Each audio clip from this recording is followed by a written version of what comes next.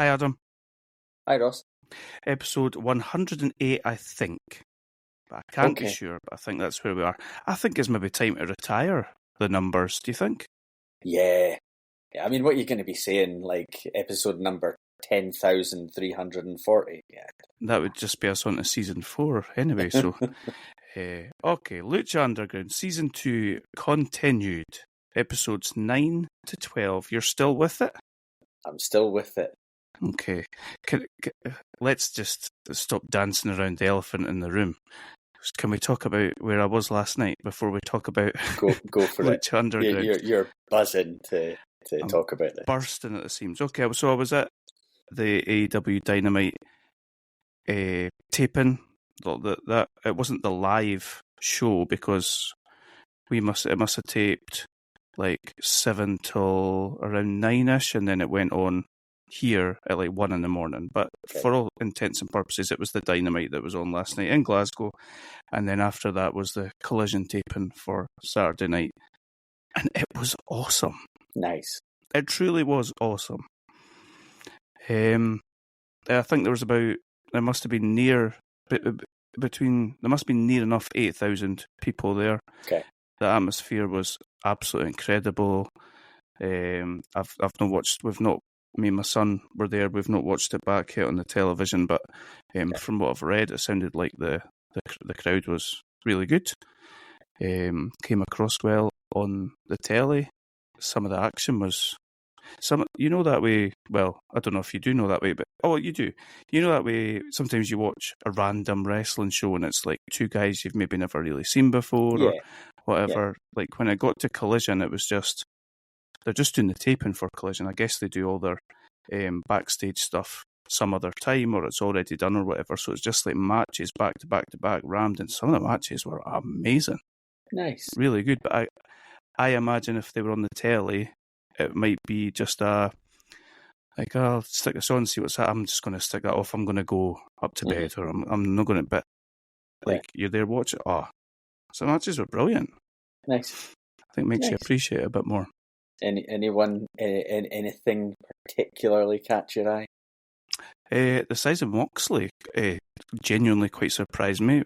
Really, like I know he's a professional wrestler, but he's a really big guy in real life. There was a match on Collision between Ishii and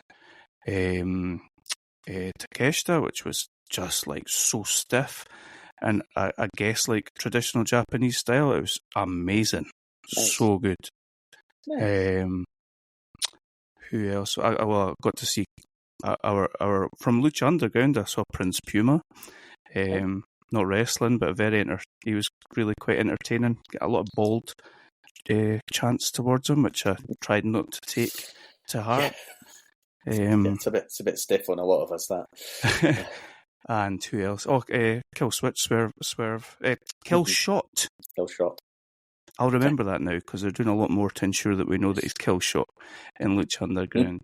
And I believe that Luchasaurus becomes a character in Lucha Underground later on. Okay. So he was there as well.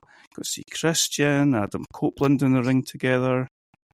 It was amazing. I'd so recommend it. Excellent. Tony Khan was. Do you know? I've got two things to say about Tony Khan, and we've made fun of him for like how he comes across. He comes across just that little bit sort of odd, doesn't he?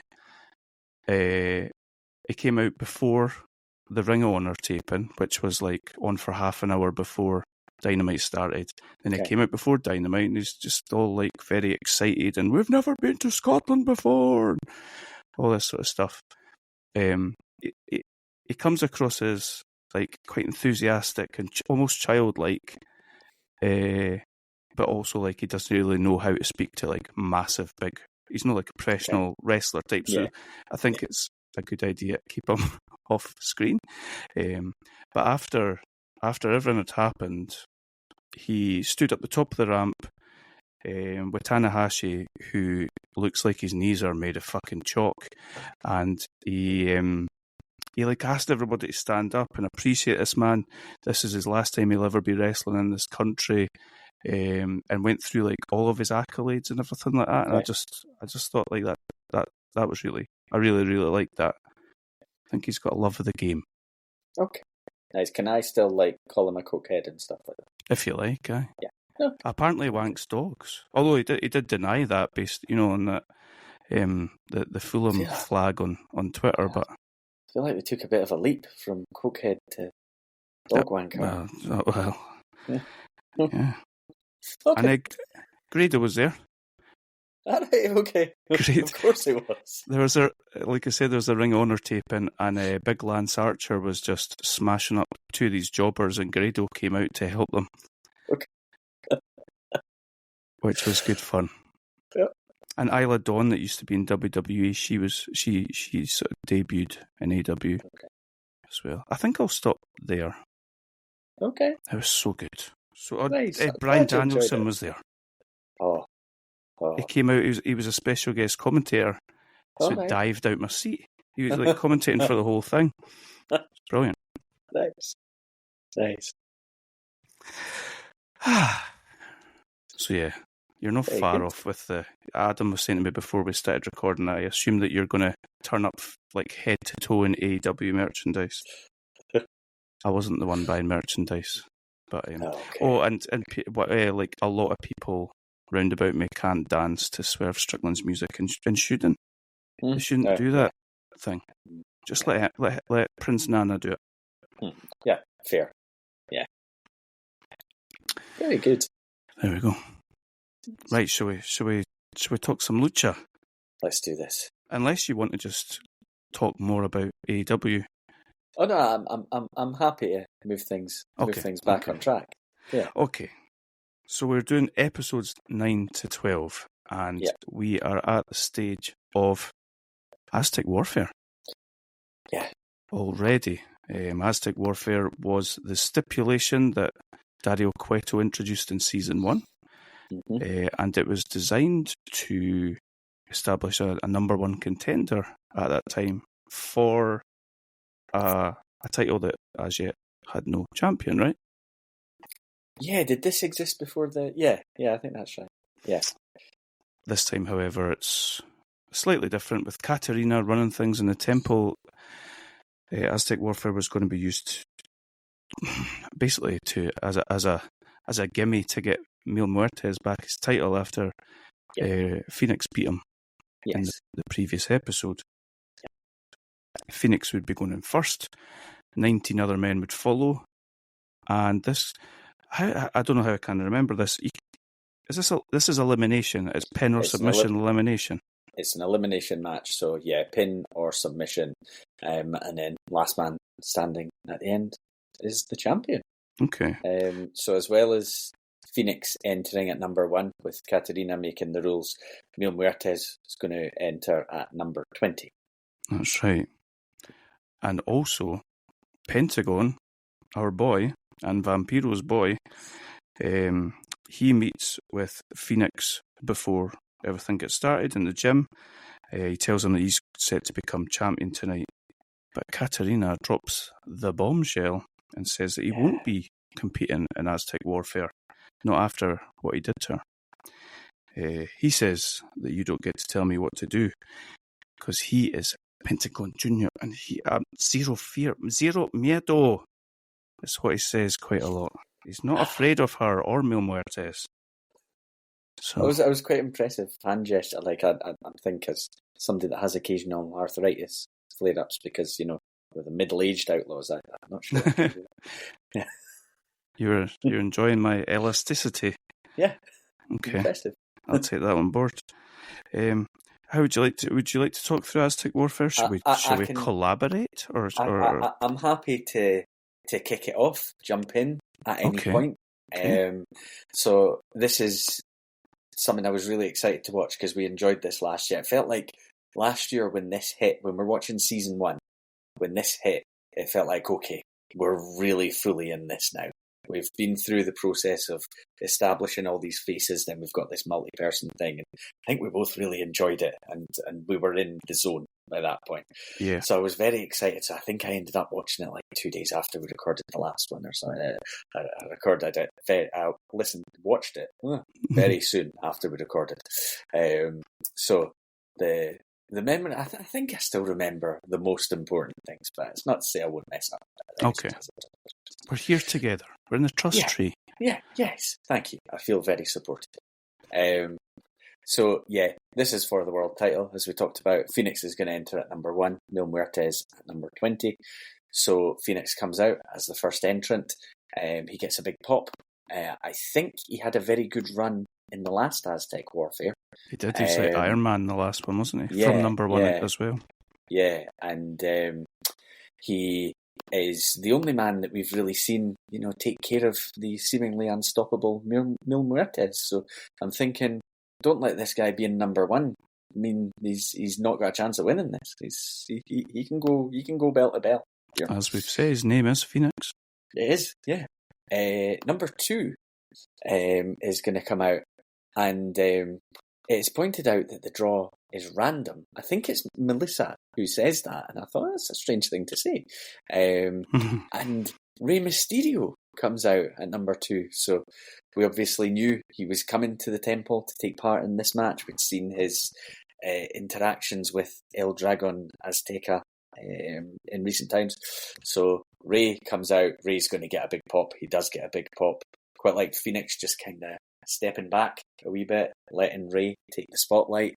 And it kind of feels like it's a bit of a moment having these two go up against each other. Very much a older generation and new generation of luchador. Yep, agreed.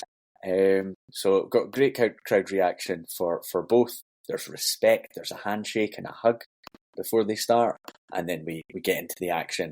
And it seems like in some of the early stages of the interaction, Rey's maybe schooling Phoenix a wee bit. He's got that experience edge. And then just gets a swift kick in the face from Phoenix, which staggers him a wee bit. I was happy at this moment that the announce team confirmed to me it is eliminations, it's pinfalls and submissions. So I'm thinking, right, I'm in this, I know what I'm here for. And I think that the entrants are kind of random. I think they talked about in terms of the time it takes between each one. Yep. So we're going to get number 3 coming in, and it's King Cuerno. So the big names just keep coming into this. And he is just destroying folk. He's fresh, obviously. The other guys aren't too worn out yet. He gets his arrow from the depths of hell on Phoenix, and he flies like a dart when he's hitting that one. Yeah. We're going to have the next entrance be Argenis, and he's immediately going to catch Phoenix with a big kick. But then Rey is going to execute a 619 on Argenis, much to the enjoyment of the crowd. Poor Argenis is going to be our first elimination. Rey follows up with a frog splash and then a pin. I mean, he's eliminated, but he got eliminated by Rey Mysterio. Yeah, exactly. Yeah. No, nothing wrong with that. Do you know what I like about this Rey Mysterio is, like, I don't think you see him. Like, he's obviously revered as a legend in WWE, but it's a different type of role he's playing, and it's very rare you get to see Rey Mysterio playing a different role. Yeah. And this old head that knows is kind of giving these younger guys a wee tap on the head and saying, like, I know your game, particularly when it's luchadors, it's just really quite refreshing to see. Yeah. It's so different. I think we got it kind of rammed down our throats in the WWE era. Rey's got the big heart and he's never going to quit, and he'll take on anyone no matter how much bigger than him they are. There's a lot of guys in here that are similar size. So yeah, it is a different role, and it kind of has to be. And yeah, I like that. It's kind of like a sort of grand master coming onto the stage. Yeah. Entrant. Now, I've noted here that the match feels like it's going incredibly quickly. The next entrant is Johnny Mundo. So we get Johnny and Rey fighting inside the ring with Phoenix and King Cuerno fighting outside of it. Then they kind of flip round. So they're all sort of squared off with each other. We're going to get. It had me thinking Rey and Johnny may well have had some matches when they were both in WWE. Yeah, I wondered that too. Yeah, I don't really remember it, but I'm sure it'll have happened. We're going to get Joey Ryan coming in. at entrant number 6, and I'm immediately thinking, oh no, because he's got handcuffs, and he's supposed to be an undercover cop, but he's just got handcuffs on him. He's hiding in plain sight. Well, he's very much a deviant. So. I was going to say he's hiding in plain sight, but I'm sure that's been used more than once about Joey Ryan, unfortunately. Yeah. So he is going to take the unusual step of handcuffing himself to the guardrail, so he can't get in the ring, so he can't be pinned or submitted. And I'm thinking, well, it's not the worst idea. I don't know what you do when it gets to the end of the match. Maybe you don't have to be in the ring to be declared winner, but are you relying on some sort of double elimination with the last two guys? He's not the sharpest. I'm sure he'll have the key somewhere. He'll have thought about it. Do you know who liked that, though? Did you hear what Famous B said about him? Famous B, who is standing next to a glamorous woman, of course, in the crowd, and he says, he might be the smartest guy in professional wrestling right there. I forgot we kept hearing bits and pieces of Famous B. So it's like, who's this asshole in the crowd that keeps saying things, and then I realised it was Famous B. Yeah, I've got that a little bit later. Is that Famous B that keeps adding his commentary here? He gives Joey Ryan his card after he handcuffs himself. Our next entrant number 7, is Prince Puma, and we're told it's the same number Prince Puma entered at last year, and he won. Prince Puma immediately is doing some incredibly high flying. That guy's got a leap on him. Entrant number 8 is going to be your boy Jack Evans, the Dragon Slayer. Not sure if you're still claiming him. I'm not denying it, no. Okay. Representing the dungeon. He's just got to own these things, yeah. We're going to get our second elimination, which comes to King Cuerno. He is going to tap out to, I think, is an armbar locked in by Rey Mysterio. We have quite an early elimination for a guy. Yeah, I thought quite disappointing in terms of the positioning of the elimination. I suppose it shows that anyone can go at any time, I suppose. Yeah, and I think they kind of did that in the first one as well. Some shocks where you're like, oh, but they've been building that guy, and then he just gets eliminated. Jack Evans leaps on top of, or goes to leap on top of everyone, and they move, and he just kind of hits the mat. And then they all put the boots to him. And they kind of notice that Johnny Mundo is kind of joining in. He's like, all the rest of the guys who are involved in this are babyface side, and Johnny Mundo's just getting himself involved and buddying up to all of them. And as they kind of realise this, they just send him flying out of the ring. It's quite a funny moment. Jack Evans not having a good time here, but Johnny helps save him, and he decides he needs to be his ally, so that he's not on his own with these guys that have just realised he was trying to be with them. Telling us stories here. Yeah, impressive. Yeah. And then they're kind of waiting outside the ring to see if the next entrant, 'cause the clock's turning down, is going to be somebody else who can help them out. And next entrant is Taya, so we know that's Johnny's pal. I think somebody needs to have a word with her about, the sort of the type of dynamic that she's got herself involved in. Because as far as I can see, Johnny just feeds her to the wolves every time and runs off. She needs to respect herself. Is that what you're saying here? Yeah. Yes, absolutely. Do you know the thing is, after these episodes, like, she puts up such a good showing in the ring with every guy she's in the ring with. I can't remember if she's had a match with a woman yet. I don't think she has. Yeah, I don't think so. She's brilliant in the ring with the guys. Yeah. So, just a couple of weeks or episodes after Johnny had fed her to Cage, Taya is happily fighting by Johnny's side. I don't know if they just got me here, but Prince Puma seems to have hurt his knee on a landing after Jack Evans lowered the top rope when he was charging in. Entrant number 10 is Cage. Oh, run, Johnny. He basically no-sells some drop kicks and turns Jack Evans inside out with a clothesline. Taya tries to save Johnny. he doesn't return the favour, but he does use the distraction to get the upper hand on Cage. I think, is it the office window again that Johnny put Cage through? Yeah.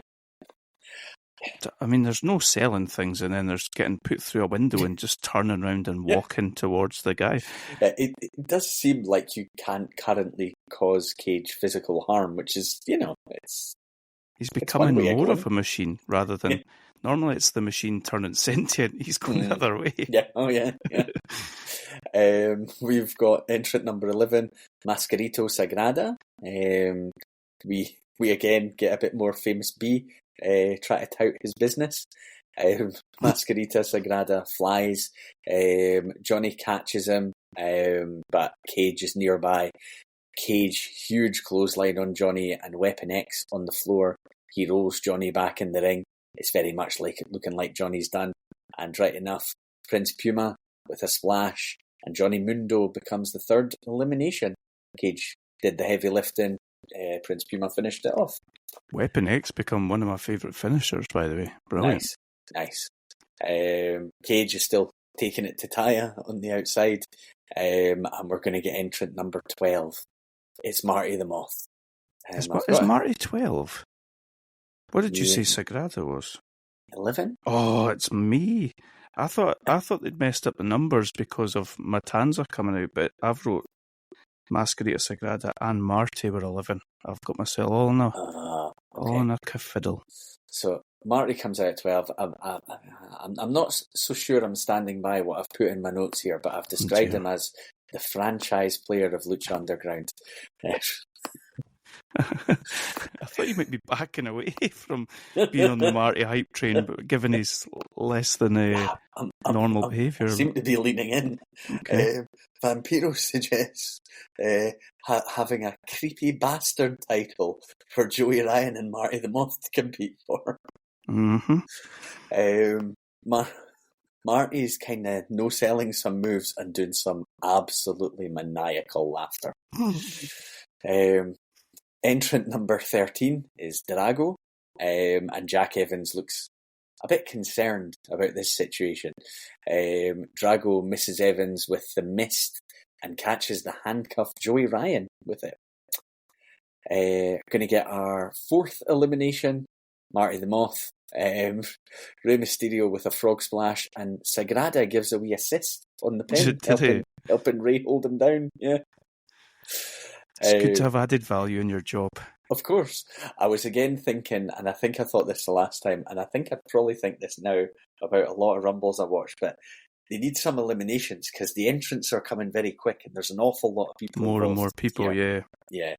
Usually used to be in the sort of mid-90s Rumbles that you'd have somebody that come in and like eliminate 10 guys or something like that and just clear the ring. Mm-hmm.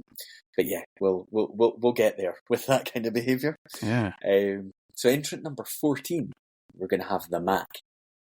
So the Mac hits a stunner on the already eliminated Marty the Moth. That's letting your emotions get the better. That's no good for business, Willie. You need to. We're going to get some interaction between Cage and the Mac. We've seen them have a couple of matchups beforehand, going at each other. As they're facing off, Jack Evans is just propelled down the stairs, like in the background behind them. It's like a Looney Tunes cartoon. Our next entrant is Chavo. Chavo's not popular. Chavo's getting that. He's getting that heat. Elimination number 5 is going to be Mascarito Sagrada. Chavo locks in a camel clutch on Sagrada. Chavo going after Mascarito Sagrada is so on character. Like classic Chavo. We get Rey Mysterio going for a 619 on Cage, but Taya pulls down the rope. Johnny Mundo with a cinder block and basically crushes Cage's skull with it. Taya gets the pin on Cage to eliminate him. I was thinking early on in this, it's going to be Cage for a long time and then Meal's going to come out and then we're going to have that. But nah, not the way they went. He needs to deal with Johnny first, I suppose. So yeah, elimination number 6 is Cage. And then very quickly after that, elimination number 7 is Taya. I think it's Phoenix that executes a German suplex with a bridge.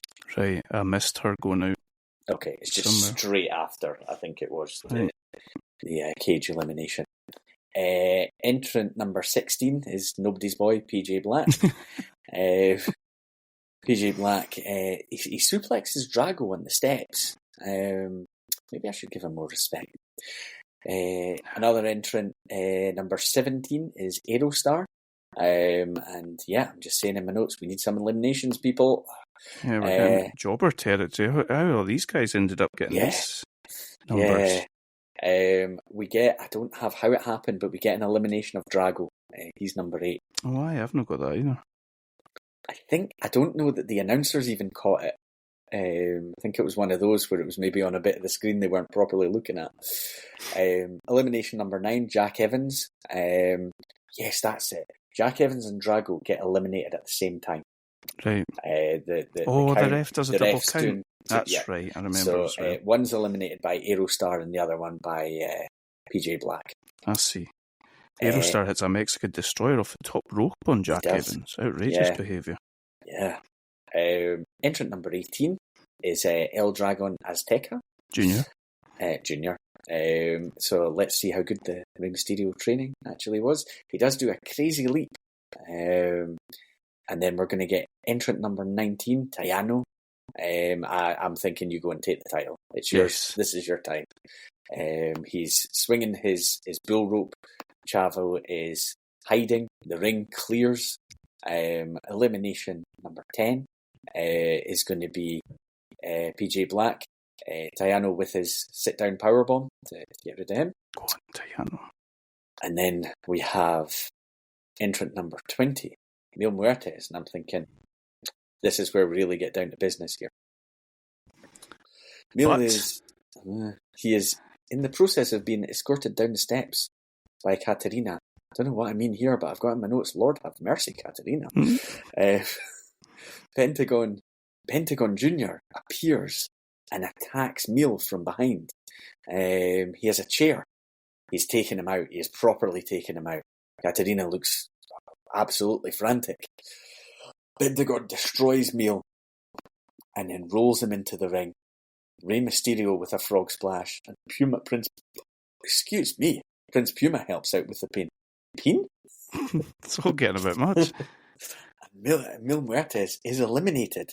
Like, at this point, my jaw was starting to slacken. I was like, what is going on here? Mm-hmm. And things just got even crazier. I mean, you're thinking, well, I've got to pick a winner now from these guys, because this is it. Mil was the number 20 entrant. But Mil is not going to stay down for long here. He chases after Pentagon. Katarina is screaming at Vampiro to get the hell over here. She tells Vampiro to get out of here. She slaps him. And all the while this is going on, Matt Striker, professional that he is questioning why the clock is still running. And he's saying, maybe we've just got a technical difficulty because we've had all the entrants. It's done. No, we haven't. The timer goes and we see Dario Cueto. He says, this is his temple. He's in charge now. And as the boss, he announces one more entrant. His brother, Matanza. Now, straight out of a horror film, Matanza is walking down towards the ring. I mean, he is going full Michael Myers, Jason Voorhees. He's leaning into this. All the participants try to jump on him and he just kind of throws them all away. Elimination number 12, Phoenix. The reign of Phoenix is over. I tried to put up a game fight, but a big splash by Matanza and it's done. He's gone. We are now going to get some pretty quick eliminations. Oh, yes. Because Matanza is on a tear. What do you think of that sort of reverse power slam thing he does? It's different. Yeah. I feel... I don't know about it either. When I look at it, I'm not sure the natural momentum you would be getting to do it, it seems almost counterproductive. It does. It looks really odd. Yeah. There's none worse as when someone who looks incredibly impressive has a bit of a shit finisher. Yeah. Like Especially you want it to blow you away. Especially this character. Yeah. And he's in here to just tear through people. So his finishing moves almost a body slam. Yeah.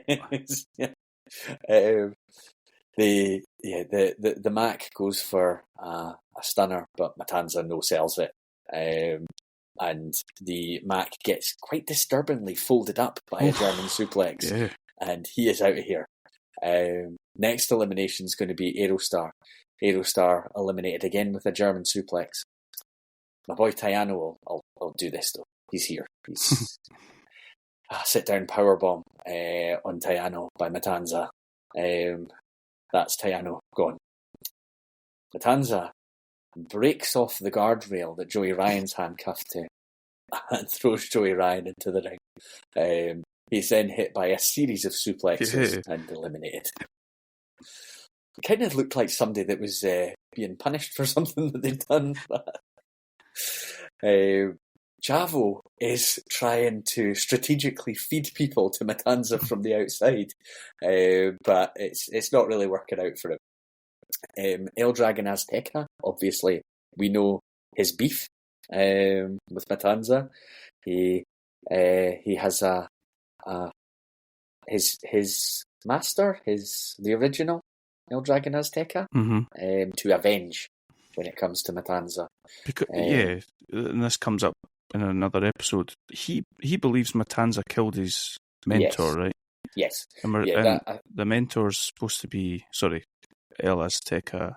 El Dragon Azteca was mentor to Mysterio and this other guy. This new El Dragon Azteca. Yeah. So that was the story that kind of unfolded with Black Lotus. Lotus killed him though, didn't she? Well, didn't she palm strike him in the back and it killed him? I'm pretty sure that's how it went down. But Dario Cueto's made them think, no, can he be that? Well, I remember her doing that though. She definitely did because he was against the rail. He was against the prison bars that she. It seemed like Dario talked her into believing a totally different story, but then it seems also like she doesn't believe that, which maybe comes up later. Aye. Yeah. Yes, aye. She believes. Didn't she believe that the Cuetos killed her parents? Yes, she did. She thought Matanza killed her parents. And then Dario convinced her that's right. that it was actually El Dragon Azteca. Yes, that's it. Yeah, you've connected the dots. That's it. Yeah, so she, I think, killed El Dragon Azteca, but because she was maybe misinformed.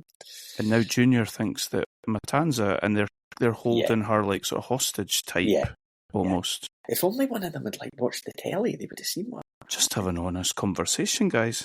You can get all this stuff on demand. So El Dragon Azteca is game, but he runs into a big choke slam from Matanza, and he's eliminated. Chavo is trying to talk Dario Cueto into a deal. Of course he is. He's Chavo. And Chavo gets absolutely squashed by Matanza. And we're down to our final three because Chavo's eliminated. So we have Matanza, Prince Puma, and Rey Mysterio. So Prince Puma and Rey are going to align, which is smart. But I've already got it right here in my notes that it's not going to matter. It would be what an anticlimax it would be if they just took him out. Yeah. Prince Puma gets beat down, ending with a German suplex, and that is him eliminated. Rey is going to give this a go. Of course he is. He's Rey Mysterio. The ref looks absolutely terrified of Matanza. Rey goes for a 619, but Matanza catches him. And then I'll just read it as I've written it. Is that a Davey Boy Smith style power slam? A running power slam? You don't see that much very often. And Rey fights out of the situation can he? Maybe they got me for a second. Ray goes for a Hurricane Rana, gets caught, just thrown up in the air a few times, and then slammed down onto the mat. And Matanza gets the pin win. Matanza is the new Lucha Underground World Champion. You know how, well, I don't know if you know or no, but they talked about when Dominic Mysterio screwed Rhea Ripley at whatever point he did, and he ended up going with Liv Morgan. People were like, how are you a heel and then you turn heel again? Right? I feel like that's what they did here. They made this absolutely frantic match, and then they made it even more frantic and crazy and chaotic at the end. Yeah. With the whole Dario Cueto and his brother. It was amazing. Such a good episode. Yeah, I really enjoyed it. I didn't really expect the twist, and maybe I should have, because they'd already said, I think, that they were going back to the temple. Yeah.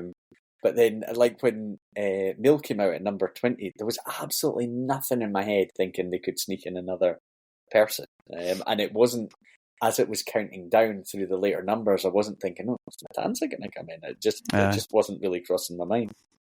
That's really good writing, I think. Yeah. That was good fun. I don't want a match for one of the Gift of the Gods opportunities, though. I'll sit this year out. If somebody else wants a Gift of the Gods championship to go and challenge this, not interested. Yeah. Okay. Noted. I'll tell Dario. Okay, well, I take us through 10 then. Yeah. Okay, so we've got our new champion. The Monster Matanza Cueto is our new champion. Episode 10 is titled El Jefe is Back. And he really... Well, I was going to say he gets right back into the swing of things. He's in his office and all that sort of stuff. But he starts episode 10 straight in the ring and announcing that there'll be a new trios tournament. He likes his trios matches, does Dario. He also says he has a brilliant idea for the new number one contender to his brother's title, but he's interrupted by Pentagon. Pentagon says he should be a new number one contender. He didn't even get a chance to compete in Aztec Warfare. But Dario says maybe he's not championship material. Like, read the room, Dario. Pentagon grabs him by the throat and he demands Matanza appears. And Dario says no. So Pentagon goes to break his arm, naturally. And as he goes to break it, Dario says, okay, give you a championship match tonight. Our first match of this episode is Taya and Johnny Mundo versus Mr. Cisco and Cortez Castro, the crew. Again, this is a real highlighter of how good Taya is in the ring, I think. Yeah. Johnny's doing a lot of... He's really leaning into this chicken shit heel behaviour, and it's really entertaining. He started off the match kind of acting like he fully believed that even being in this match was so beneath him. Mm-hmm. And then whenever anything starts going against him, he's like running away.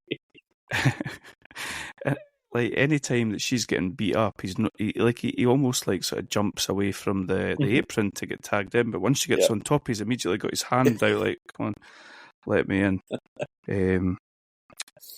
By the time they fully get into a back and forth in this match, Cage starts to make his way down the steps towards the ring. Johnny hightails it, runs off, leaving Taya on her own, and the crew hit their version of the Shatter Machine for the win. Yeah. We go to a very interesting segment with Marty the Moth, who seems to be sat in a moth-themed library or study type setting, and he's going to give us a little bit of story time. He talks about the history of his tribe and how they ruled the temple years ago, and his tribe... Did he say what the name of his tribe were? I don't have it written down. The Moth's tribe, I think. Oh, right, okay, of course. Yeah. They were known for their wealth and their Aztec pride, of course, what he had in his t-shirt. And other tribes tried to usurp them, but the Mariposa destroyed them all. Yeah. And the Mariposa mask was passed down through generations, and now the most dangerous version of all wears the mask. It's kind of a bit like Mankind's mask, eh? Yeah.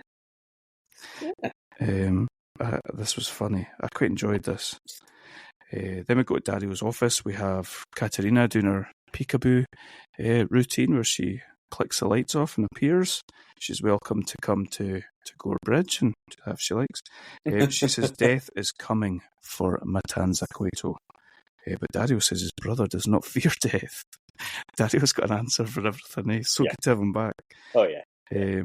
He tries to scheme his way into them both working together. She's clearly annoyed that he's come along and taken her power in charge of the temple, but she is less than impressed and clicks her fingers and she's away again. Okay, so I've got here that we've got an elimination trios match. That I take it this was the match to sort of establish who's the trios champions before the tournament starts. Yeah. And it's going to be elimination style as opposed to elimination from the tournament. I've got myself quite mixed up. So this is not the start of the tournament. This is for the trios title. It's our champions, the Love Triangle. Unfortunately, taking on the Disciples of Death. Yeah, they're still here. I thought they were gone. We're very disappointed to see them back. So we've got a gold, a purple, and a silver masked disciple, and that is what we will be referring to them as because they don't deserve to have names. That's fair. Yeah. I was quite annoyed in this match, and it's such a silly little thing. But you know when you've got a little niggle about people, and then they do something, you're like, "See, they are rubbish." But the gold masked disciple, all three of them are working on his arm for quite a long time at the start of this match. Mm-hmm. And then he just picks up Ivelisse with the one arm. About, 5 minutes, haven't had it worked on for that long. Yeah. Katrina's trying to get involved here. I think we're going to see something with her and Ivelisse at some point. It has to come ahead. It's kind of bubbled away in the past. So she tries, Katrina tries to grab Ivelisse. That's enough to distract her, and she gets kicked in the head, she being Ivelisse, and is swiftly eliminated. So we're down to 3 versus 2 pretty early. Vampiro refers to Son of Havoc being thrown by short and curlies, and I'm not quite sure if he knows what that means. I assume he's talking about his beard. Yeah, but I think so, yeah. Oh dear. We get Angelico hitting his buckle bomb on the silver mask guy, and we get down to 2-all. The purple one does something horrendous to Angelico. It almost looks like he jumps up on his back to try and get a piggyback off him, and they both just tumble to the floor. Yeah. It was really bad. One of the worst things I've seen on this show. Yeah. We get Gold Mask one getting eliminated by Son of Havoc. That was enough to eliminate Angelico, that ridiculous thing. So we've got Son of Havoc versus Gold Mask. Oh, God knows. Purple Mask one. Love Triangle retain their titles, thankfully. Yes. That's all we need to know here. We do get Ivelisse getting her revenge on Katerina. She ends up kicking her in the head as she tries to get involved again. And I get a feeling that Ivelisse is, she is kind of a baby face, but she's still like a badass. But I feel like she's softening a little bit. She seems so happy to win these trios titles. I like that. Yeah. We are in Dario's office with Rey Mysterio, and Dario says he's starstruck. Rey says he is here because of El Dragon Azteca, his mentor. Dario swears that his brother has absolutely nothing to do with El Dragon Azteca. Does he say nothing to do with his death? I can't remember. If he says it would be his honour if Rey and Azteca Jr. would compete in the temple, and they can just all leave the past in the past, and cheers to that. Yeah, Rey seems to be up for that. He does. Yeah, quite surprising. Yeah. So next up we've got Sexy Star with the Mac at her side, taking on the Mariposa. Is it the Mariposa? Mariposa is a type of moth. Yes. Yeah. With Marty at her at ringside with her. This is very short but sweet. We don't really get, I don't know about you, I didn't get a proper handle on if Mariposa seems like she'd be good in the ring or not. Sort of no, iffy. it was hard to judge. She does hit the old Shane Helms vertebraker, though. True. Yeah, and she just kind of dominated, didn't she? But they were very much going down the like Sexy's cowering from her and all that. They were Sexy Star was still just terrified of this situation. Matt Striker's getting quite liberal with his use of the word bastard these days as well. On commentary, he just keeps calling Marty the Moth a bastard. Wow, there you go. That seems very unstriker-like. Yeah. I've got my notes here. We go to a scene where Matanza appears to be growling like a dinosaur. Yeah. He's in his cage or something. Yeah. Dario wants him to break Pentagon Jr.'s back. Yep. It's very Bane and Batman.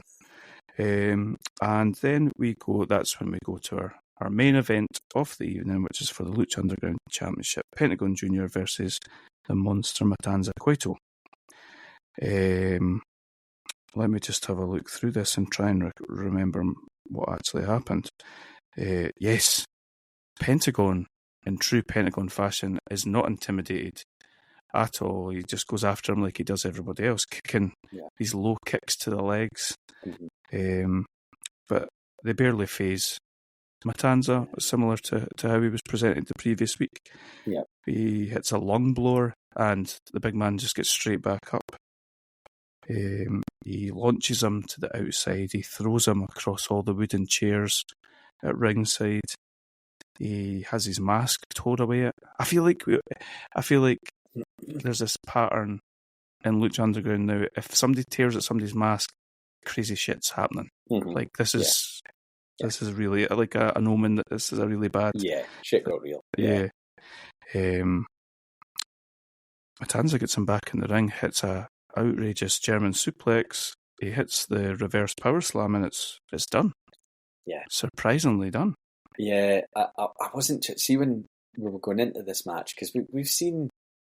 It's felt like they've been building Pentagon for not necessarily a championship run, but a run at the top. And... Almost like beyond the title. Yeah. And then you get... right at the start of the match when there's the Zero Miedo chants, Vampiro saying that he hears migraines every time he hears that chant. He feels migraines every time he hears that chant. And I did think, well, will they do something? Will they have it be that he nearly had him or something like that? But no, it just gets destroyed, really. Mm. Yeah. So Vampiro goes into the ring to check on the fallen Pentagon and Matanza just boots him in the head with gay abandon. He then takes Pentagon outside and power bombs him through an announce table, which barely budges when people are slammed on it. Yeah. I was thinking, is that the first time we've seen one actually break?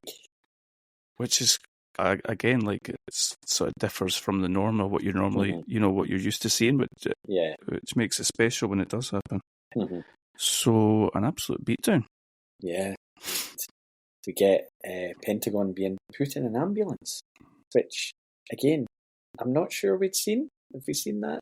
No, I don't think so. What, like anyone? I can't think of it happening. Like, we've seen guys with broken limbs and things like that, but you don't see them being put in an ambulance. No. So yeah, they were leaning all the way into that one. So episode 11 is called Bird of War. Okay. Let me try and talk through this one. We get some recaps at the start. The undercover cops situation, and a bit of a recap of the Sexy Star and the Mac situations. A bit about the title match last week, and we have Dario speaking to Vampiro in the bathroom, and he knows Vampiro will want revenge for Pentagon. Dario acknowledges that his brother went too far, but we're lucky Pentagon's still alive. He warns Vampiro he wouldn't be so lucky. Dario says Vampiro's very important to him. He needs him out announcing for the big main event tonight, and he asks him not to make the same mistake as Pentagon makes. And then we see Vampiro taking his meds. We go back to the cop shop, And the captain is very happy Dario's back at the temple, but she wants some real evidence against him and tells the two cops to go and do what's needed.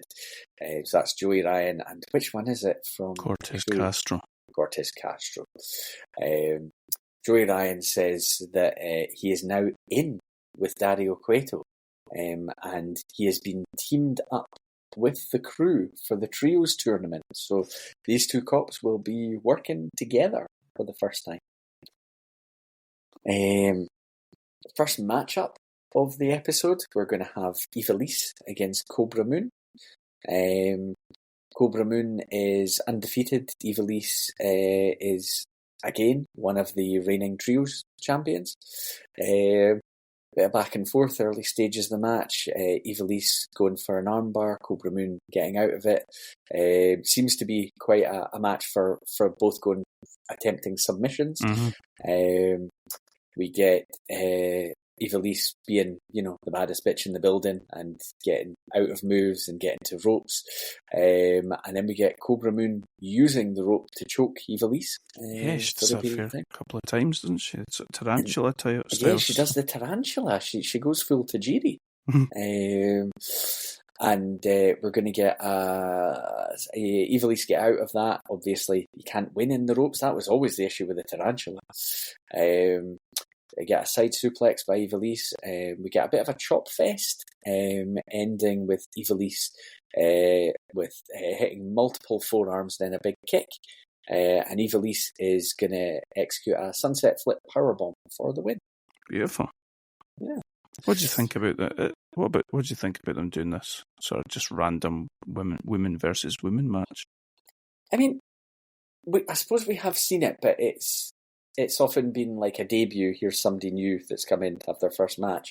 I do wonder if they're kind of building Ivelisse for something, and I do wonder if it could be linked in with what you talked about Katrina, because we're so used to seeing her in the trios environment. But yeah, I wonder if they're planning on a storyline where she's kind of out on her own. Yeah. We're going to get a video about Killshot. So, Killshot, the story we have here is he enlisted into the, did they say the Marines? Yeah. Marine Corps? At 17. And he became a sniper. He had a special set of skills for that kind of marksmanship and has 37 confirmed kills. Almost Goldberg numbers. Impressive. He's good with guns. He's good with his hands. He's lost a lot of brothers. But as far as the government are concerned, he never really existed. Sounds like a Liam Neeson film. It does. So try to give us a bit of story here for Killshot. Yeah, somebody somewhere's went, let's try and give this guy a little bit of background. But do you know what? I think it's worked for me. Okay. I liked it because I felt like, okay, they're trying to give me a reason here to have an interest in a character. He's good in the ring, he's good to execute moves, but give me a bit of a character arc here. We've never understood why he's called Killshot, why he's got like a, what do you call that circle with the, what do you call that? It's what you look through when you're shooting a gun, isn't it? Yeah. Damn. Some Americans could be mad at us for... Famous. We're going to get another Famous B moment where he seems to be trying to sell his business, his ideas to Mascarito Sagrada. Crosshairs. Yeah. Sorry. Yeah. Yes, that's it. Yeah. And it's get fame, Mascarito. Get fame with Famous B. He says he could be a huge star. He could, yeah. No need for that, Famous B. We have the Mac speaking to Sexy Star, and he says he has been put in a team with Marty the Moth and Mariposa, and he wants Sexy Star to have his back. She's not keen on this, but the Mac says sooner or later they're going to pay for what they did to her, and it's pretty evident that Sexy Star is clearly not psychologically okay. She's not moved on from this, and I don't blame her. Went through some pretty real shit there. I like the Mac. The Mac is one of our boys. Yeah. But I don't think he's reading the room very well there. I mean, I think he's a well-intentioned guy, but yeah, somebody maybe just needs to tap him on the shoulder and say, Mac, I don't know, like maybe just leave it this week, or yeah, just maybe take her away from this rather than push her towards it. But, yeah. We have a trios tournament match, so it is going to be the Crew with Joey Ryan against the Mac, Mariposa, and Marty the Moth. Joey Ryan makes me uncomfortable. That's my first note. It feels like the crowd are warming to the Crew again. I feel like this has happened before, but they're warming to them a bit. With them, obviously, they've ditched Chavo. They're no longer aligned with him. And I think it took me back a little bit to when they first got away from Big Rick and established themselves as a team. Because they're quite entertaining in terms of what they do in the ring. Definitely. The Mac is referred to as Lucha Ron Funches, and Ron Funches is in the crowd. Yeah. Why does Vampiro constantly liken him to a bumblebee? I don't know. Like, I get the Ron Funches thing. Yeah. And I like that Ron Funches is there. Yeah, that works. But I'm not sure about the Vampiros thing. As the Crew are executing some double team combinations, the crowd are getting more and more into it. We get Mariposa with some impressive work, and then Marty gets tagged in and goes creepy as Striker is putting over the talents of Cortez Castro, and Vampiro is picking up on a bit of animosity between Cortez Castro and Joey Ryan, the two cops. Mariposa and Marty combine for some double team moves, and the Mac is feeling a little bit left out. They're not tagging him, they're not getting him involved in the match. Vampiro says Marty is like one of those weirdos who'll dig a hole and put kids in there. I had to pause it when he said that and rewind it to make sure that's what he said. But then I think Striker says that's okay as long as he doesn't dress as a clown. I'm not sure it is okay. That's not okay. It's not quite, if you take out the clown element, you're removing one little element of creepy, but there's still a problem. I honestly couldn't be... A weirdo is not the name for that.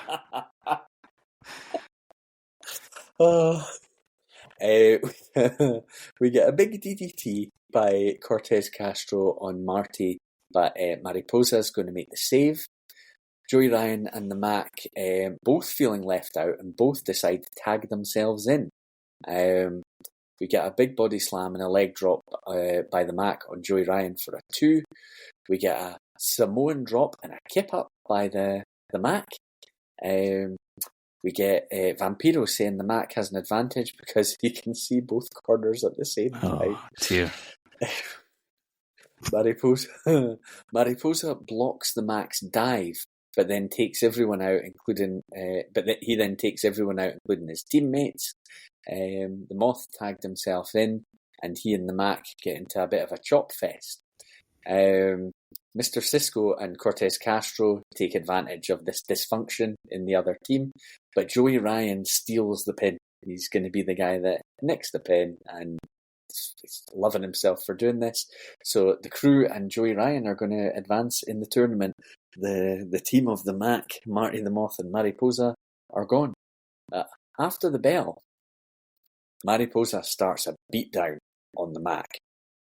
But Sexy Star is going to, overcome her fears and run in to make the save. She finally lashes out and just seems to beat the absolute hell out of Mariposa. And the Mac is kind of just cheerleading for all of this. It's almost like he had it all planned. Yeah, it's all went to plan. I've said that she's throwing her around the ring by her pigtails, but then questioned, should that be moth tails? And I did wonder if moths have tails, but pigs do have tails. Oh God, I got home quite late last night. I'm just going to continue. Okay. Rey Mysterio and El Dragon Azteca Jr. Are talking about how they have to fight for their teacher to take out Matanza. Rey says, he got his ass kicked, but now they fight for honour. They will be in the trios tournament and their partner is going to be Prince Puma, who Ray found on the streets. I think Conan's about to sue someone here. That sounds like Ray's just completely bullshitting. Yeah. Try to rewrite history because they've not been able to get Conan booked for the shows. What do you think about Prince Puma? Just for the first time, what was 11 episodes into season 2, just starts talking. Yeah, that threw me. I didn't really like it. Nah. Shut up. Prince Puma. Our main event is the Lucha Underground title match. It is going to be Matanza against Phoenix. Oh, it's a biggie. It's a biggie. So Phoenix, always this guy that you kind of can't beat. He doesn't know when he's beat. He will always rise. And the only guy that we've ever seen take out Mil Muertes. Yep. But Matanza just absolutely destroyed everyone at Aztec Warfare. And kind of made Pentagon Jr. look like a nothing, to be honest. Phoenix is going to try some kicks and does look like he hurts his leg and then bounces off Matanza. Matanza does a release German suplex and Phoenix was sent flying backwards into the turnbuckle, which I wasn't sure went quite the way it was intended. I think this guy might be a bit dangerous. You can probably barely see. That's true. Phoenix with some kicks and counters, and he gets a slam on Matanza, but Matanza catches him on his next move and hits a German suplex. Every time Phoenix gets some offense in, and Matanza very briefly looks a little bit vulnerable, he just ends up destroying him. Dario Cueto, we see him, he says to his brother something like, "Remember mother," Yeah. I think it is. We get a Phoenix suicide dive. Matanza catches him on the outside and slams him onto the floor. And Dario is now saying to make him bleed. We get what I think it's referred to as the Wrath of the Gods slam. Right. This weird Matanza slam. And it's pointed out, it's echoed by the announcers. We've just never really seen a situation where Phoenix was literally defeated. Like he didn't have that comeback in him. He was just done. And Matanza is going to continue the attack on Phoenix after the win. He's doing like the Green Street beatdown where like Charlie Hunnam's lifeless bodies lay there and guys just punching over and over. That's quite a reference there. There's no need for it. I forgot all about that. Dario was shouting at the ref, warning him to not interfere in anything that's going on, or he's saying he'll fire him straight up. I would leave. Like, there's too much chaos going on. This is not a stable employment, I don't think. We have Katerina at the top of the steps, and she shouts, "Stop." Then we see Mil Muertes attack Matanza from behind, and looks to be doing him a bit of damage. He went flying. Yeah. Matanza follows Dario away rather than continue the fight. And then, something's happened to me, and I seem a bit Katerina obsessed. I don't know what was going on. I don't know if it was just What do your notes say? Just in capitals with exclamation marks at the end. Look at Katerina. The last line of mine says, "Oh yes, we're getting a big boy showdown." So we were definitely on different thinking planes. And that concludes episode 11. Yeah, like you mentioned, they've definitely cut out a lot of the post credits, haven't they? Yeah.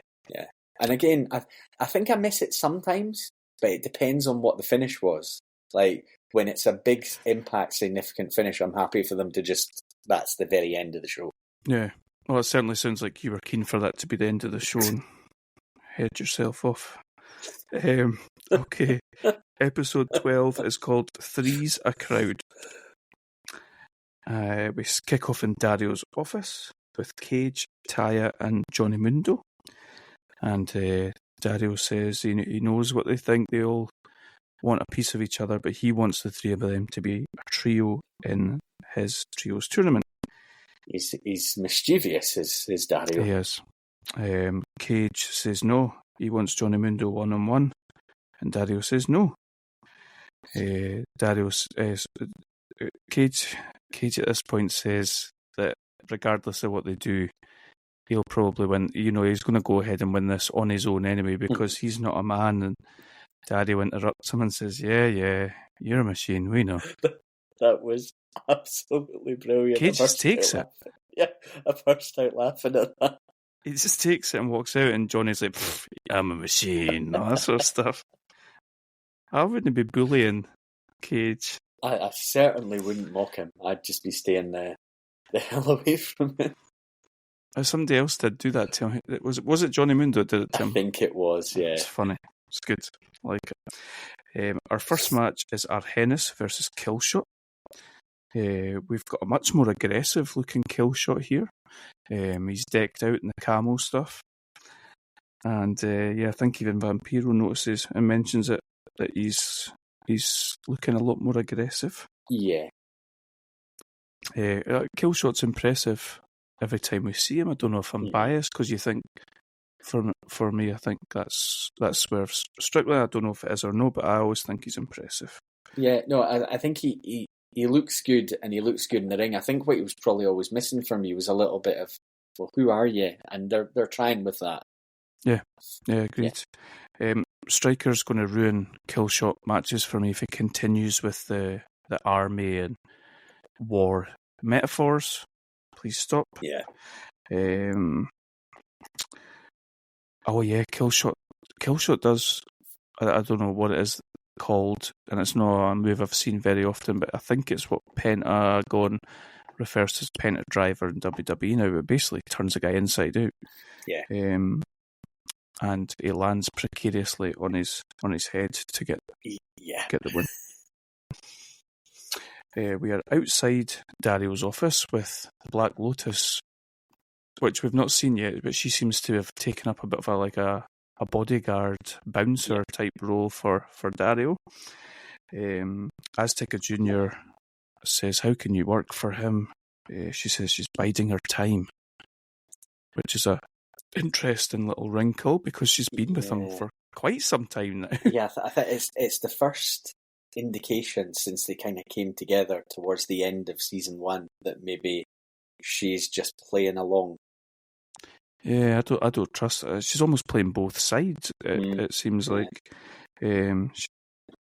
She says that Matanza killed his mentor, and that's why I say that she's playing both sides, because she killed his mentor. Mm-hmm.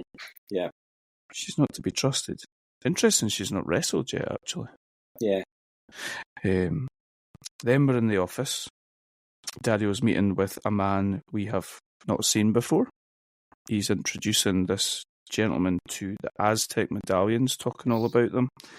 And he gives this guy, who is called Daga, a match against Tejano for one of these ancient Aztec medallions. So we're on the road to Gift of the Gods again. Yeah. Do you think we're getting a Gift of the Gods match before... what's it called? Ultima Lucha? Yeah, I think so. Yeah. Daga? Aware of Daga? No? No, I wasn't. And unfortunately, in my notes, it is auto-corrected to Data every single time. Amazing. What is Data? Is that a Star Trek character, or is that the... Is that a thing from Red Dwarf? It just doesn't it doesn't think Daga seems realistic. I think this guy really looks like a wrestler. I don't mean a professional wrestler, like an MMA fighter or something. Mm-hmm. He's got a look about him. I think they're referencing quite early on that he's got a very stiff Japanese style about him. Right. Okay. So he has a match against Tejano for the very first of Dario's ancient Aztec medallions. I was quite impressed with this guy. I've described him in my notes as like a kind of smaller Alberto El Patron. Yeah. Maybe that's because of the Tejano connection here, but it's a pretty good match, and he can clearly go. And our boy Tejano can always go as well. Lots of sort of mat-based manoeuvres and wrestling and submissions from Daga. But Tejano is the one who ends up getting the win and the medallion and the entrance into the Gift of the Gods match, if that's what we're getting with his reliable old sit-down powerbomb. Yeah, I was never sure before they mapped this out how they were going to go with the Gift of the Gods, because obviously last year it was like the title being established with all the medallions slotting in for their places on the belt, and I thought, will it just be the belt that's up for grabs now? But no, they're sticking with this. And your medallion buys you in. And I like it. Because who had it again? Phoenix had it, didn't he? Yeah. And then he cashed it in. If that's what you want to say, he cashed it in. So I like that they've just went straight. Let's start it again then. Like that. Yeah. We are with Mil Muertes and Katarina. Is this where he's sitting in front of all the candles and all that? He's got almost like a sort of vigil type situation on the go. Yeah. He likes a wee looker in Dobies to get his candles and all that. She tells him that the disciples wish to beg his forgiveness, and they have made their way into the trios tournament, which they can only have made their way into it. They got beat in that elimination match. Didn't they? Mail says nothing, and I think she just takes nil returns as as confirmation that he's cool with it. And what's his name? Mail seems to be, he's in the zone, isn't he? He's thinking about Big Matanza. But she says that Matanza is even more devastating than the earthquake which created him. I mean, this guy can't forget this bloody earthquake, honestly. Next she'll be talking about grooming him as a child and all that stuff again. Just let him prepare for his match, for Christ's sake. She's focused. She's got an opportunity to get actually all of her gold back, because although they're on a losing streak, the Disciples of Death are going to be in the tournament for the trios, so they might get a chance to lose to the Love Triangle again in the end. Well, I was going to say I can't see them progressing past a lot of these teams, but he's putting so many odd pairings. What would you odd trios together? True. Yeah. Talking of which, here's our main event, which has got banger written all over it. It's a Dragon Azteca Jr., Prince Puma, and Rey Mysterio, taking on Taya, Johnny Mundo, and Cage. And I have first noted that I'm concerned that Azteca may be quite green compared to the rest of these people. Yes. And he also looks like a small child in comparison to Cage. Yeah. He feels a bit like a creator wrestler, a little bit on a computer game. Like somebody's made up this. Well, that's exactly what's happened, obviously, but it just... There's something a bit Matalan or Poundland about him that I'm not buying. This is quite a good match, so let's sort of run through this. I've got an awful lot of notes. But Puma and Mysterio in the same team is cool. Yeah, it is. They seem to be able to... They almost have that sort of telepathic thing that good teams and wrestlers seem to have. Yeah. What do we have? Mundo and Puma taking us back to the start. Yeah. Nice face-off between them two.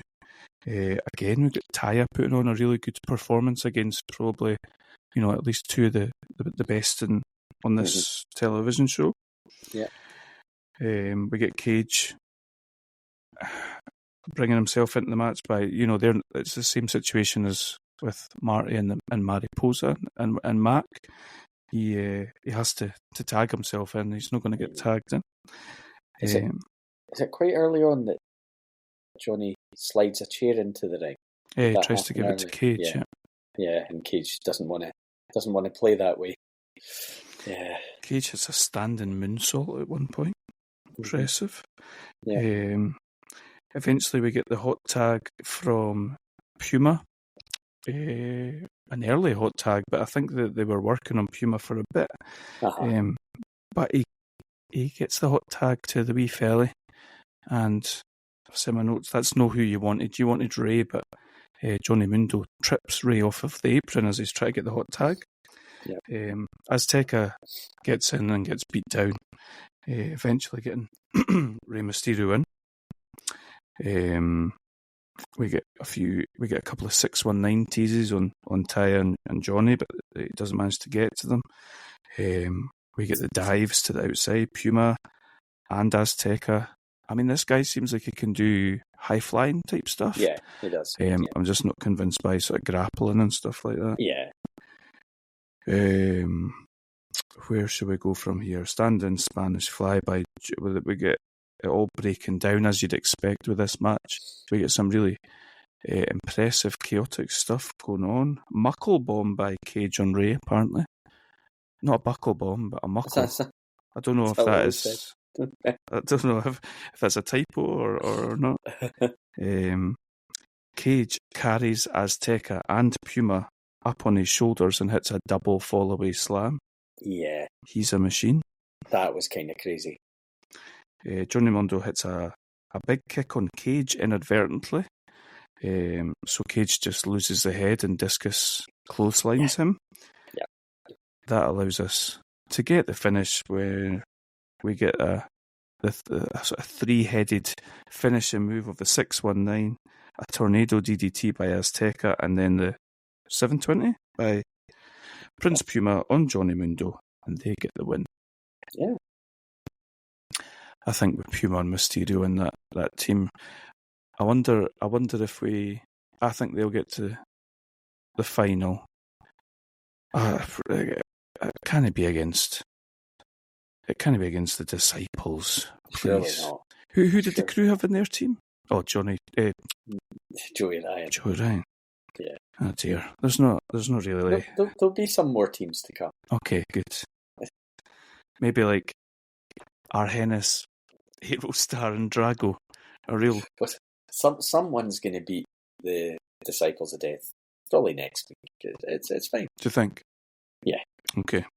I will get to a point where Mill just like literally murders all the Disciples of Death because he's just had enough of them in their. Well, he's done that already, and they've come back to life with their shitty Mortal Kombat 1992 graphics. He'll do it again. We have Dario standing outside Matanza's cage. I can't believe he's keeping the champion in a cage. Yeah. He just fucking gaslights the shit out of him about why he keeps him in a cage. Tells him how valuable he is to him. You have to understand that because you're so valuable that I keep you in a cage. What a piece of shit. Yeah. And then he puts pressure on him and asks him to make him proud next week and bring death to the temple. Yeah. Oh, it's a biggie next week. If Dario keeps going on that way, Matanza's going to end up a face. Yeah. And he's going to end up killing Dario or something. Mm-hmm. Yeah. It is good to have Dario back, though. Oh, too right. He's got like a timing about him. He's great. When he appeared at that Aztec, what do you call it? Aztec Warfare. Yeah. This is my temple. Oh yes. So Adam, episodes 13 to 16. I've got some really good names. This could be like the best named stretch episode. So episode 13 is Monster Meets Monster. Okay. Episode 14 is called Cage in a Cage. 15, No Mass. Okay. So, are we getting an I Quit match, potentially? And 16 is called...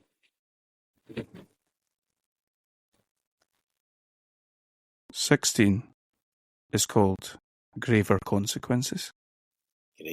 Graver Consequences, yeah. Okay.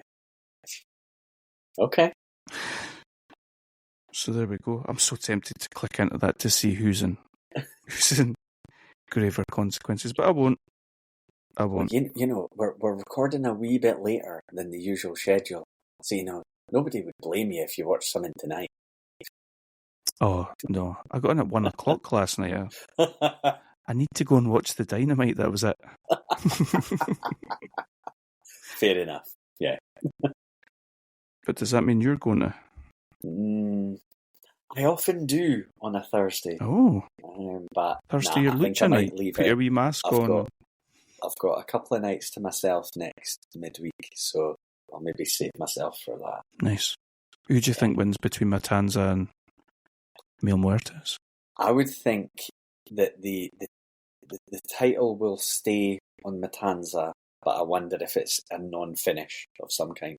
I can't imagine they're going to show Mil doing some damage on Matanza, which we haven't seen anyone really do, but they'll want to keep both strong, I would think. Yep, I think I agree. I think we'll probably get Dario starting a bit of like verbally beating him, Matanza down, if he starts to show little bits and pieces. If he shows any like humanity or anything like that, any empathy, that kind of thing, Dario will not tolerate that. Excellent. Well, that take us to episode 16. There's only 26 episodes. We're getting there. We're flying. Yeah. 17, 18, 19, 20. Aye. There you go. Then imagine that we have to have a conversation about what we're actually going to watch. We might actually have to watch wrestling. That'd be insane. Do you know, have you ever watched Hell? What's that Roddy Piper film called? Is it Hell Comes to Frogtown? I've never watched Hell Comes to Frogtown. Because I was going to watch They Live. The reason I'm saying is I was going to watch They Live the other day, and I couldn't find it on like streaming or that to watch. And I came across Hell Comes to Frogtown, and like the premise for it sounds amazing.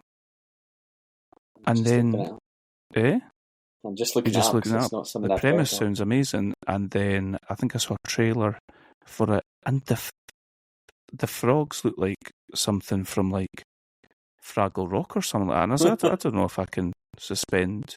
I watch wrestling every day, so I should be able to suspend belief. But after a worldwide nuclear war, where 68% of the male population was wiped out, and virile men become a rarity, Sam Hell, a scavenger and a highly, highly virile man, is assigned to help rescue a group of fertile women kidnapped by humanoid frogs. Sounds like a porno. Roddy Piper just laying pipe. You're going to have to let me know if you watch this. I really want to. It's just when you see the frogs. Can you? Is there a photo of the frogs? Let me see. Cause there is a trailer, so I'll mute my sound. I'll hit play, and then I assume they'll show up in the trailer. Because obviously they live. I think if we went back again, we did way back when we did an episode about wrestlers in movies. I think we did a top 5 wrestlers in movies. Didn't we? I think that's right. Yeah. I think if I could go back again, I would make They Live number 1. Nice. It's so good. But do you remember what you made number 1? No, the wrestler. It might have been. I remember us doing the episode, and I don't really remember much about what was in there. To be honest, the wrestler must have been a high contender. Ready to Rumble. Yeah, maybe. Did we watch that? I think so. I think I watched that on YouTube. And I kept getting hit with adverts every... Oh my goodness. Have you seen the frogs? Not seeing any frogs, but it's quite a steamy trail. Is it? And there's, all of a sudden, a nuclear bomb. It's like... There's Piper. Piper's Pit meets Threads. What? Please tell. Have you seen a frog? I've not seen a frog. Oh, come on! It seems they're taking him to where all of these extremely fertile women are. Do they move like what's her name? Cobra Moon. There's a frog. Now you understand. Yep. Yeah. You need to watch this and then report back. Right, you watch the next 4 episodes of Lucha Underground, and I'll watch Hell Comes to Frogtown 4 times. Done. It's a deal. Is that one I should watch with the wrestling obsessed 11-year-old, or maybe just one for Daddy? I should never said Daddy. Yeah, maybe that one's just just on your own. Okay. Okay. Yeah. I've got a movie for Saturday night. Excellent. Great. Right. Are you watching any good movies recently? Not that I can think of. I remember us watching lots of bad ones. Like we did that thing of like putting loads on our planner and then watching through and none of them being all that good. That's disappointing. Yeah.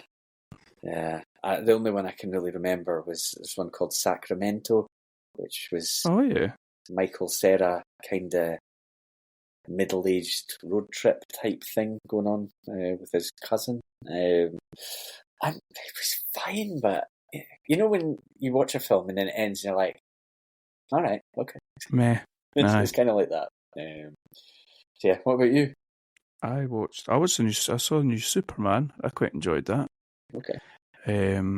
I watched Ballerina. Okay. The what's her name? Ana de Armas. It's like set in the John Wick universe. Ah, right. Okay. It's pretty good for what it was. And I'd said to you already, I saw Together. Oh yes. The Dave Franco and her from Community, his wife. Alison Brie. Yes. Yeah. We try not to sexualise her. Yes. What's her name? Annie. Yeah. Is it? Aye. That's quite good. Quite good. Yeah. I did hear good reviews about that. For that, that's definitely one I will watch. I really want to see Weapons. Yeah, that's sounding like it's very good. What was the one? There's one I'm sure you've seen that I was looking at, and I now can't remember his name. It's a horror. That doesn't tell you enough. What's it called? It'll come back to me. Hell Comes to Frogtown 2. It wasn't. Wasn't that? No. Nah. Wasn't it Heretic? No. We did talk about that. No. I've watched Heretic. I enjoyed that. Yeah. Hugh Grant's good in that. I think it began with an S. What begins with an S? I think it was new either earlier this year or late last year, and it's like a highly thought of horror, and I cannot remember what it's called. Okay, we can revisit that. It's not Survivor. It's not Survivors. It's something else that I think begins with an S. Do you know what? This might or it might not help you if I talk about something else. I watched Nacho Libre with kids. All right. It's complete dog shit. Is it? I've never ever seen it. I think it's that kind of like Napoleon Dynamite type humour. Okay. That's like, well, like I quite like dry humour, but yeah, I didn't like it at all. Sinners. Oh yeah, that's really good. Is it? Michael B. Jordan. Yeah, that's great. I was looking at that thinking potentially a weekend movie for me. Nice. Oh, I'd recommend that. Really good. Knew it began with an S. Well done. Not so middle-aged after all. Did you look it up? I had to look it up. Yeah. Well, have we recorded since Hulk Hogan passed away? I don't think so. It's just in the last two. Oh, because we've been a little bit. Yeah, we delayed a bit. Yeah. Oh well. Yeah. Well. He was an important figure of our youth. Yeah. Yeah. Yeah. That'll do. Yeah. Okay. Right. Well, we'll talk Giant Frogs, Virile, Roddy Piper, and Matanza v. There's a moth in here. That's a bit Mariposa. So are we thinking the next episode we'll do like maybe 15 minutes on the episodes of Lucha Underground and then about an hour and a half on the film. On the film, aye, that's fine. Aye, like quite a lot. I'll take some detailed notes. Yeah, as much background as you can get. Okay, I'll try. Right, okay. You take it easy. Speak soon. You too. Cheers.